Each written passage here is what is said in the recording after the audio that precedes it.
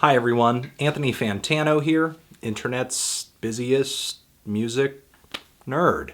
And it's time for a vinyl update, where I talk about a bunch of records that have recently made their way into my personal record collection. All right, let's get straight into these. Of course, like in our last few vinyl videos, this record has been sent to me by our sponsor, Eclectic, the official online record store of the Eclectic Music Society movement. Eclectic Society movement.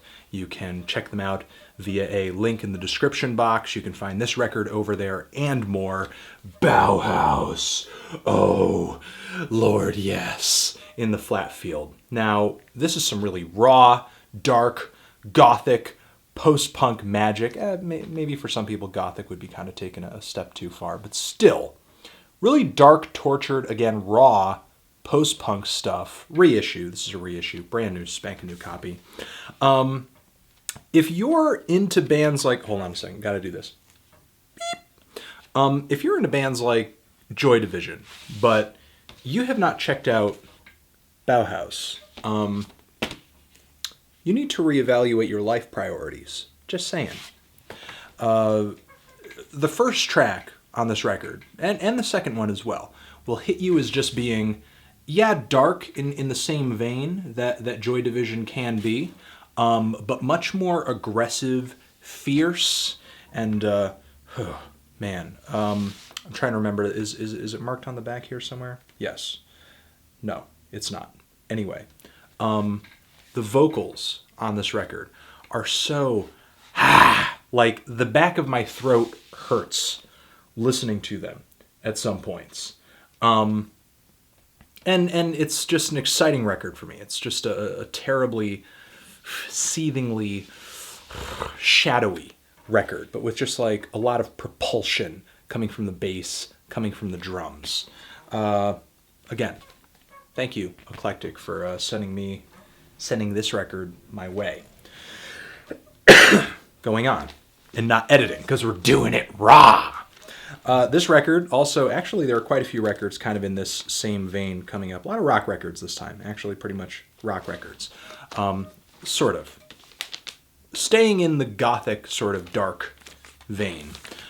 This record actually comes from a record label from my neck of the woods. They also double as a record store, but this is a record that they have put out themselves recently.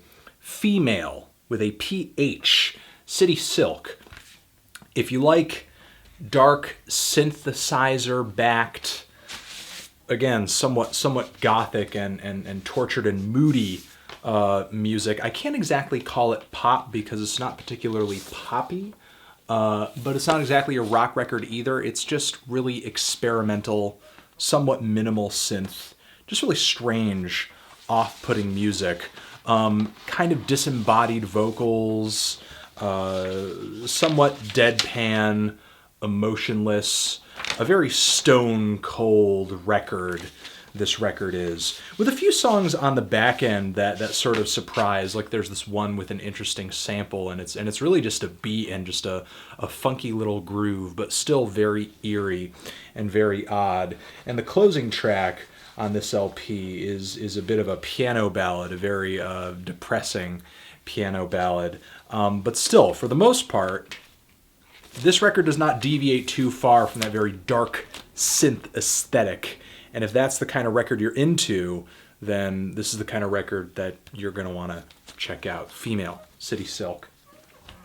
Next, record I picked up brand new, repressing, with a little surprise, for me at least, Brian Eno. Brian Eno. Is this Here Come the Warm Jets? Brian Eno, Here Come the Warm Jets. Brian Eno. A lot of you know that I love Brian Eno, and a lot of people know that Brian Eno put out ambient stuff, and that's sort of what he's most popular for, and doing a lot of production for bands that sort of sold way more copies than his solo music did. But Brian Eno put out some fantastic art pop and art rock stuff prior to working on the ambient stuff, and this is my favorite record in that sort of era of his music. You know, we have Taking Tiger Mountains by Strategy, which I showed you guys in the collection in an earlier video. But this actually, to me, is the record that is a little sweeter on the ears. Cindy tells me. And Needles in the Camel's Eye. There's just some really good guitar leads and guitar riffs and vocal melodies too on this record, though maybe they don't always show really instantaneously off of first listen, because Brian Eno is on this record is really a maximalist in that he jumbles up a lot of his songs with really strange sounds, because he's really one of those guys that sort of uses the studio as an instrument. And, so while you do have these sweeter, more melodic and catchier sounds throughout his songs on this record,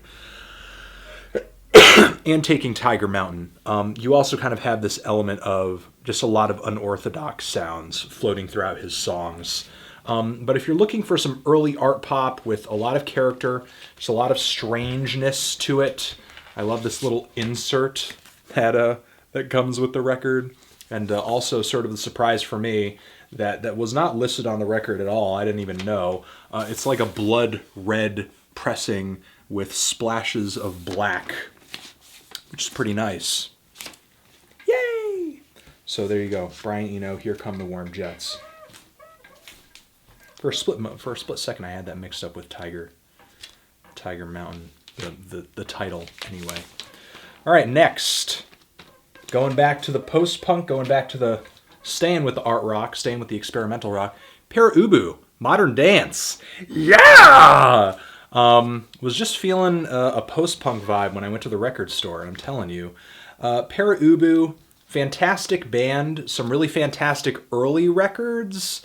I mean, I feel like they still have a lot of character in their newer stuff, though I'm not as big of a fan of it, but Dave Thomas, one of the most eccentric vocalists in underground rock music ever, like a guy who, when you hear him, there's no other person you could possibly mistake it for. And if you're into post-punk music, but you also like something with a strong rock and roll edge, because Pere Ubu's riffs, Pere Ubu's guitar parts and drum parts do keep very close to that rock and roll tradition. But of course, Dave's vocals over a lot of these tracks are just exciting and just electrifying is really the only way that I can put it. And I haven't seen any markings on this record noting that it was repressed or anything like that, and it certainly smells old, and from the record sleeve and the label as well looks pretty old. I mean, I'm only seeing 1978 on here, from which I understand is when it was originally printed, and if something is repressed, it's usually marked on the record somewhere, and I've been kind of looking for that, and I certainly did, pay for it to the point where this has got to be an original pressing, and I sort of got that same deal with Mission of Burma. Looks like an original pressing of Versus. Yay! More post-punk. Love Mission of Burma's early stuff. Love this record. Love Signals, Calls, and Marches. One of my favorite rock records ever. And happy to get a pressing of it, on the original record label. Printed in Boston. Made in Boston, says right there. If there's one song that you should check out off of this record, look up Micah. Look up Trem 2. That's another song. And look up That's How I Escaped My Certain Fate. Mission of Burma Versus. Again, one of my favorite rock records, one of my favorite post-punk records. Still going. Really quick repressing, but I mean, that's because it is just a repressing in general. I mean, these guys didn't really have that great of a start to their career because they refuse to change their name. So they say, so is sort of word around the campfire. Death for the whole world to see. Some really just hard-hitting rock and roll on this record. Damn. I mean, there's no other way to put it. There's no other way to see it. A lot of people made a big deal of this record when Drag City put it out and was like, whoa, this lost proto-punk rock band with some really great songs. Like Politicians in My Eyes is one of my favorite songs off this record. I mean, everybody knows the Keep On Knockin'. But again, really amazing that Drag City sort of came across this record and took it upon themselves to put this album out, or just, put this song collection out. And while I have already heard this record and I've been familiar with the song since Drag City did this reissue, I saw the record and I was like, you know what? A lot of the songs on the record are freaking good. And I just had to grab it, give it a listen, put it in the collection, because it deserves to be there. All right, something a bit more freakish. You already know I have Volume 1. This is Volume 3. Volume 2 is on the way. Tonetta, 777. Like I said, I have Volume 2 on the way. I have Volume 1, so then I'll have 3 volumes together, like one big, happy, sexually disgruntled family. So Tonetta, 3rd volume on Black Tent Press, double CD thing here. Although from what I see, the track listing on the back of the record is not synced in with the track listing that's actually on the albums themselves. But I'm yet to sort of pop these CDs in, so I don't know if it'll sync up with the CDs.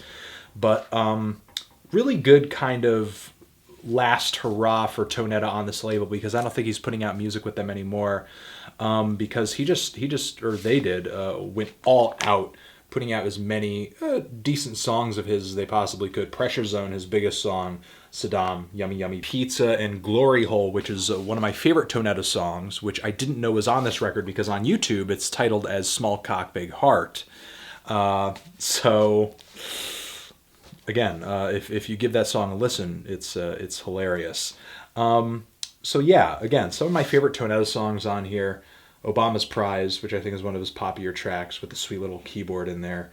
And of course, some duds as well with how prolific he is and how much stuff he puts on here. But I think this is actually a little more consistent than Volume 1, this double LP. And heavy pressings, too. They did heavy pressings on this for something that is so lo-fi and rough around the edges.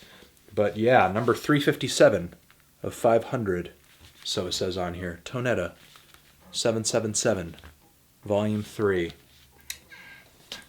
That poor vinyl. And this is going to be our last record over here. Wipers, Youth of America. New issue of this album on, excuse me, on, let's see, Jackpot Records and Zeno. Looks like a 2007 repressing. I know I usually just put stuff in here that I'm buying, that I like. Decided to buy this record on a whim because I had sort of heard about it but hadn't heard it, and a lot of people sort of freaking out about it, and recommending it to me because I like post-punk music and experimental rock so much. However, I can't really say, at least for me, it lived up to the hype. Very simple packaging on this record. I mean, roughly on this record you have pretty much 6 tracks, the last of which is the title track and is the longest on the entire LP, 10 minutes long. And while this record does have some great characteristics with experimental rock, with post-punk, I mean, and art punk, I think the recording was just really off and just really too rough around the edges and kind of kept the album from feeling more fantastic than it possibly could. And I think there was also just a lack of great performances and songwriting, like the opening track on here, Taking Too Long. Lyrically, melodically, riff-wise as well, incredibly underwhelming and just not that interesting. And I think the album continues down that road, actually, until When It's Over, which is probably the most interesting chord progression this album has to offer, and I think most punk music, or most punk influenced music, has to offer. It was sort of striking how, sort of uninteresting a lot of the compositions on these tracks were, and then to sort of hit me with this chord progression and this melody, this really eerie, dark melody that was really complex and constantly building and just really intense, was great. And then I actually think the final two tracks on the B-side were pretty interesting too. No Fair melodically is a little more interesting than some of the other tracks on here. And then the 10-minute long title track, while it does start off like many other songs on here, it does finish off in this really kind of kraut-rockian, psychedelic, very repetitive and minimal sort of way that is really strange and sort of makes me want to return to this record again just to see if it'll actually grow on me. But as of right now, initial listens to this record, not so crazy about it. But yeah, those are pretty much all of the additions that have been made to the record collection in this vinyl video, and that's it. Cool. Transition, and that's it. If you've given any of these records a listen, what did you think of them? Love them? Hate them? Why? Also, thanks again to our sponsor for this video, Eclectic, and you have some more vinyl videos in this end slate here that you can watch as well. And in the description, find a playlist of all of my vinyl collection videos, and you can just kind of peruse alphabetically up to the point at which I start just introducing new stuff. My record collection. Cool? Cool. Anthony Fantano, vinyl, forever.